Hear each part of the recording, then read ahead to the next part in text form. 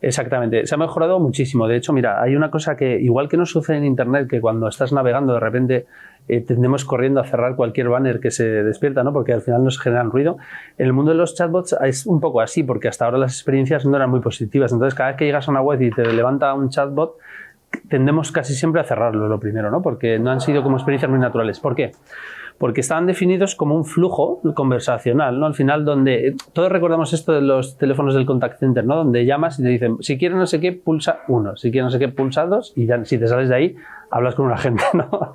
Entonces, eso es como hasta ahora se trabajaban esos flujos conversacionales, ¿no? Al final era un árbol de decisión, simplemente donde el usuario solo podía avanzar, ¿vale? No podías caminar hacia otros entornos de conocimiento que pudiese tener el chatbot, ¿no? Más profundo. Entonces estaba todo muy prediseñado, muy predefinido y generaba mucha frustración como usuario, porque en el momento que tú quieres preguntar algo que no aparece dentro de ese árbol definido, al final estás como hablando con una pared, ¿no? Es imposible avanzar. ¿Qué ocurre a día de hoy? A día de hoy la tecnología de inteligencia artificial lo que hace es que es capaz de aplicar procesamiento de lenguaje natural, ¿no? Es esa rama que intenta entender cómo es nuestro lenguaje humano, ¿no? Al final, ¿qué permite esto? Que le podamos, al ser inteligencia artificial, suministrar muchos datos, mucha información, ¿vale? De un campo o un dominio en concreto, ¿vale? O de muchos, como por ejemplo ChatGPT, ¿vale? Que tiene un conocimiento muy amplio de muchos factores porque se ha entrenado con muchos datos de Internet. Es decir, al final, con todo ese conocimiento que puede hacer el chatbot de inteligencia artificial, avanzar hacia adelante, hacia atrás, ¿no? Hacia arriba, hacia abajo y entender muy bien qué es lo que tú estás preguntando para buscar entre todo el conocimiento que él tiene la mejor de las respuestas, ¿vale? O sea, que lo cambie por completo, porque al final es ya no un avance lineal, sino un avance tridimensional, por llamarlo de alguna manera, ¿no? Que te permite avanzar hacia cualquier parte donde ese conocimiento al final, o para el conocimiento que haya sido entrenado, ¿no? Al final la inteligencia artificial es un muy buen alumno haciendo algo que tú le enseñas muy bien, ¿no?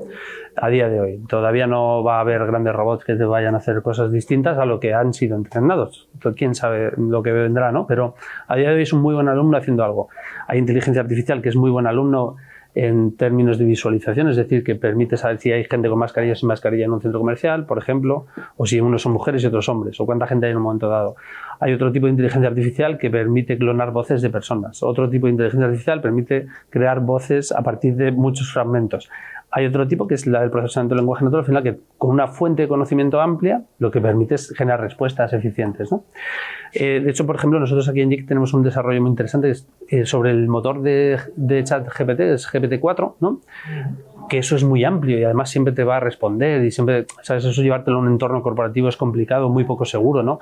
Y muy poco eficiente, que tú a un chatbot de Coca-Cola le puedas preguntar cualquier cosa y te responda barbaridades, ¿no? Entonces lo que hacemos es acotarlo a un campo de conocimiento concreto, ¿vale? Y de esa manera al final se puede hacer muy seguro, se puede implementar en una intranet, o por ejemplo hay un proyecto muy bonito que luego le echas un vistazo, se llama Sabrosas Sobras, que hemos hecho con Aldi, donde tú le cargas los ingredientes que tienes en la nevera y te da una receta, ¿no? O sea, eso es muy chulo. O sea, hay cosas y aplicaciones que al final que yo creo que nos ayuda mucho la inteligencia artificial a día de hoy para explotar y mucho más la creatividad, ¿no? Porque te permite cosas y usos que hasta ahora eran impensables, ¿no? Entrenar a un chatbot con todo el conocimiento de Repsol o de Coca-Cola o de Telefónica era impensable. Hasta hoy, a día de hoy es más fácil, ¿no? Bueno, mira, yo creo que al final es como, a día de hoy hay cierta seguridad ya en la legislación existente, ¿no? Que protege cualquier tipo de barbaridad, especialmente en Europa, ¿no? Que al final se defiende mucho a la persona y al ciudadano, al contrario que en Estados Unidos, que es un sistema de regulación o de legislación, mejor dicho, más mercantilista, entonces al final ahí se permite prácticamente todo en pro de la empresa. Y muy diferente al asiático, ¿no? Que es otra película totalmente distinta, ¿no? Entonces aquí en el europeo, que es el que nosotros nos enmarcamos, se protege siempre al ciudadano. Esa es la primera de las labores. Por eso tenemos legislaciones complejas en términos de GDPRs y todos esos, ¿no? Que al final hay muchas empresas americanas que deciden no operar aquí precisamente por eso.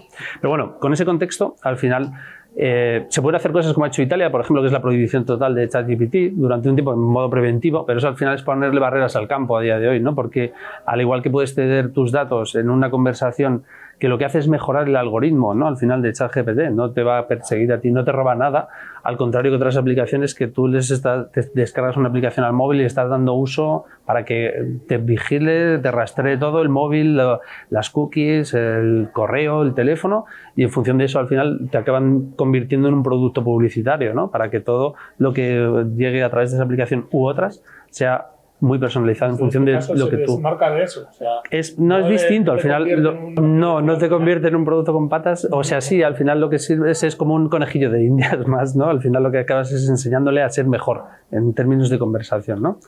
Aunque sí que es cierto que eso en una conversación, pero lo que no puedes hacer tampoco tú es cargar, evidentemente, lógico, ¿no? Información muy confidencial, muy personal a un ChatGPT, ¿no? Para decirle, oye, mira, tengo un cliente que tal, pum, le pego aquí todos los datos del cliente, hazme un resumen. Eso hay que tener un poco de cabecilla ahí también, ¿no? Hay que ser... O sea, yo creo que al final mucho de lo que nos genera miedo en lo digital proviene muchas veces del desconocimiento que tenemos también, ¿no? Y la falta de formación que hay en herramientas y en los usos más óptimos. En el ámbito político, además, tiene mucho potencial, ¿no? Porque los políticos están todo el día disparando cosas, ¿no? Diciendo cosas y demás al final, y todo eso, y hay muchas leyes, hay BOEs, hay mucha documentación administrativa, ¿no? De la administración. Entonces, al final, el poder tener herramientas que nos permitan dar usos eficientes a esa información, ¿no? En función de lo que cada uno demande. Pues oye, si eres un tipo que se dedica a buscar concursos en el BOE de forma muy eficiente, si es un tipo que se dedica a, no sé, cualquier cosa que pueda ayudarnos, ¿no? El poder analizar millones de informaciones, de textos, como nunca antes se ha podido, ¿no? Eso por un lado. Otra cosa también podría ser interesante en ámbitos de transcripción, ¿no? La transcripción cada vez es más eficiente. Y al final en los discursos políticos que siempre estaba la gente haciendo, ¿no? Los taquígrafos, no sé si se llama así taquígrafos, ¿no? Pero... Sí, ¿no? Eso es. Pues al final poder sustituir eso por tecnología que haga esa transcripción 100% perfecta, ¿no? Eso es interesante. O sea que yo creo que al final la inteligencia artificial no solo tiene una aplicación en un ámbito comercial concreto, en el ámbito de la comunicación corporativa, sino también en el ámbito de la comunicación política y de cualquier otro sector, ¿no? Al final está ayudando mucho. Siempre nos centramos al final en lo que vemos, ¿no? A las voces clonadas, en el chat GPT, pero hay muchos otros usos donde está siendo muy... Y seguro que mucho mejor que lo haría cualquier de los asesores. Sin lugar a dudas, porque yo creo que una de las cosas muy interesantes es el buen uso, ¿no? O sea, al final... Hay un desconocimiento muy grande en el partido que le puede sacar a ChatGPT, ¿no? O sea, y la gente acaba preguntándole y se aburre, ¿no? Porque dice, bueno, hasta aquí he llegado ya. Está bien, no es tan listo, no tal, tampoco espera que sea perfecto, claro. Pero ¿cómo tú le diriges esa orden, no? De decirle, no sé, hazme un resumen de este texto y le asignas un rol, ¿no? Como si fueses un consultor político en concreto, pum, ¿sabes? Del presidente Biden, tal. Todo ese tipo de cosas que tú le puedes ir